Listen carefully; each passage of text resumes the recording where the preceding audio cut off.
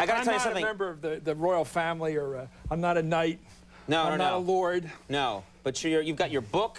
Yeah. You're Chris Matthews, damn it. Himself. That's right. You got a lot to be proud of. My son is here. Where's Michael? Where's Michael? Where's Michael? He's back from Brown this week. Look at this guy up there. What? My son.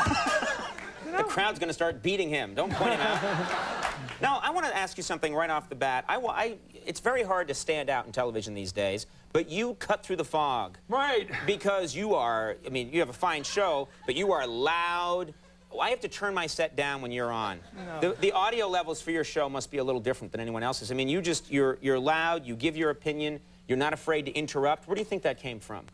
Well, first of all, let me try to think of this. The honest answer? Yeah. I can tell when a politician's going to say something, and I don't want to hear it. Right. So I basically interrupt the guy.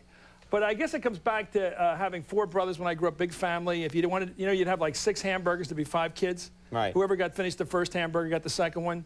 And it was the same way with ideas. If you had anything to say, you better say it fast in our family, or you wouldn't get listened to. And my father would always say things like, "Where'd you learn that? Right. Who told you that?" You know. And I think our show's like my house growing up. I think it's the way we run it. Well, I'm one of 6. There are 6 kids in my family, and there'd be 4 hamburgers. So, do the math. That was an ugly scene. You were so poor. It was hard times when I was growing up. You ever heard of Dog Patch? It's a little town. We were hill folk. We played banjos and danced by the moonlight. But anyway, the important thing is, that is very true, that when you sit at a big table, you feel like you have to talk quickly, you have to get in there. You can't wait till someone asks you your opinion. Yeah, and it's very competitive, too. Like, if you'd say something that you thought was like hottest news in the world, remember this? And your older brother would always say, "Hot flash." No, everybody knew it. Mine would pound me within an inch of my life. We weren't verbally witty. There was just a lot of beating. Bowery? There were tough times. I'm one of the dead-end kids. Those were rough, right, yeah. You started out, well, you probably didn't start out, but you were a speechwriter for a while. You were a speechwriter for Jimmy Carter. President Carter, yeah. Okay. What is your take? Those were the words of professionals. Really? The great Malay speech, probably, you're doing. That was not mine. Okay. He never actually said the word Malays, by the way. That's right. That's right. Didn't do him any good, though, did it? No, he did fine. He had a great couple of years. But I want you to get your professional take on what President Bush, what he's been saying recently. Well, because some people are saying, like, this word evildoer. Did someone come up with that word? Is this a word he should be using? Do we like evildoer? What's your take on the word evildoer? Well, I think it sounds like something you were told when you're about 5 years old, like, don't go outside tonight, the evildoers are out there, or make sure, like, it's like... Never accept a ride from an evildoer. Yeah, like, that's right. Don't hitchhike, there's evildoers out there, which is actually true. Right. Or Jack Frost is out there, he's going to bite you. My grandmother always said that in cold weather. No, it's like kindergarten talk, the evildoers. But, I mean, I don't know. I guess it keeps it simple. I mean, this president is succeeding. I hate to say it, because he's simple. Really simple. And this is the situation we're in right now, which is really simple. Some people did some bad stuff to us, and we want to get them for it. Right. It ain't complicated. You don't need the Heritage Foundation to figure this one out. Right. Or the New World Order. You want to get the little SOBs and make them pay. In fact, you want to kill them. Right. So you don't need a complicated president for an uncomplicated job. This guy's great. He's the right man for the job. Clinton would be polling.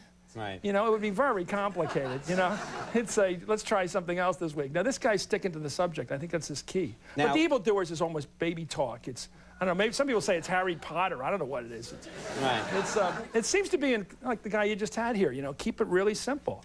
All right, now movies like Lord of the Rings, Right, right. It's not a complicated black and white, just keep this thing We're the good guys, and people like Osama bin Laden are back in their caves, and we're going to go in their caves and blow them up. Well, how is this hunt going? Maybe you know something that we don't. How's the hunt for bin Laden going? Well, I think the guy's got to make a big decision. Is he going to keep leading his operation, or is he going to hide?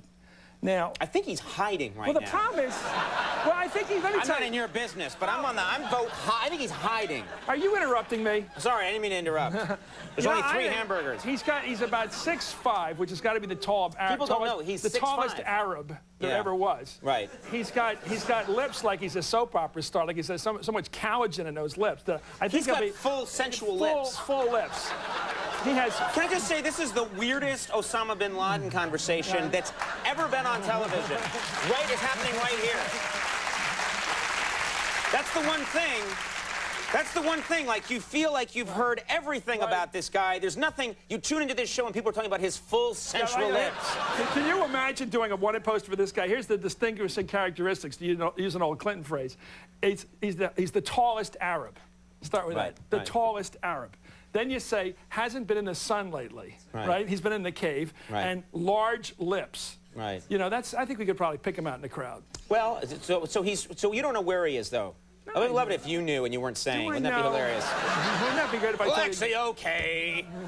I promised I wouldn't tell. It's in Tora Bora. Isn't that great? There's a place in Afghanistan called Tora Bora. Doesn't it seem like it ought to be like in South Pacific or something? Tora Bora. It sounds romantic, you know? You know, I'm waiting for... there are many strange names over there. Bloody Mary to start singing about Happy Talk or something. You know? Getting this thing back on the rails. I'm determined. Let's talk about your own profession. Let's talk about a man who... What is that?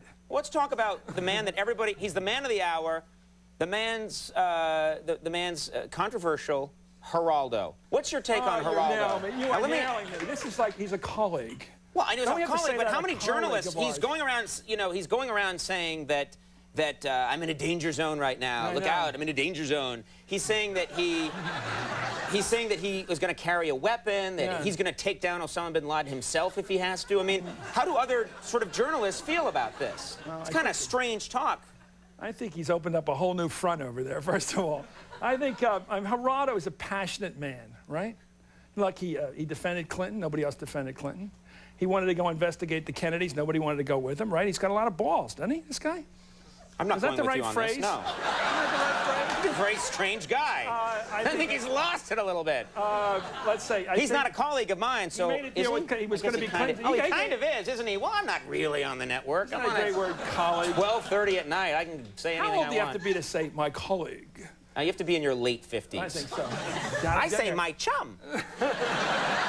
Okay, Geraldo. Let's figure it this way. Do you think Geraldo should be... He took a big pay cut to go over there, right? When he went over to Fox, right? We know that.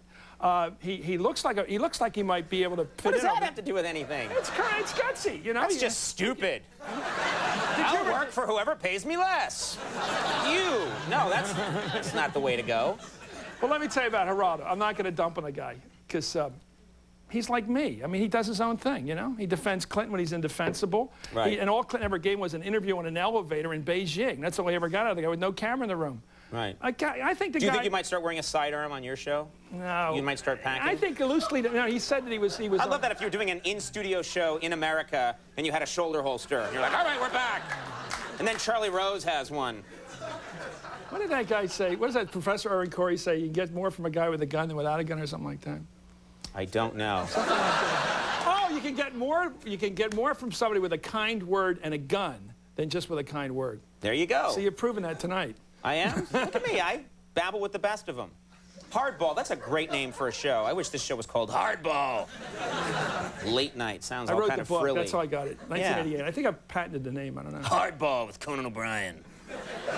Hardball with Chris Matthews airs weeknights at 7 on MSNBC. Right. It's also at 9 on CNBC.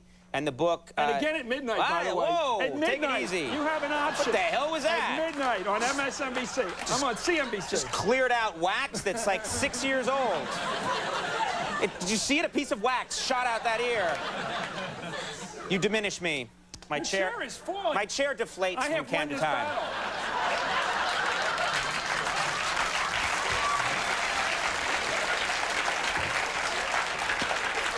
And the book, now let me tell you what I really think is available in bookstores now. I'm Tim Conway for Dorf on Golf Videos. Chris Matthews, everybody. Hey, stay here, yeah, stick around. Be right back. Saves the Day is here.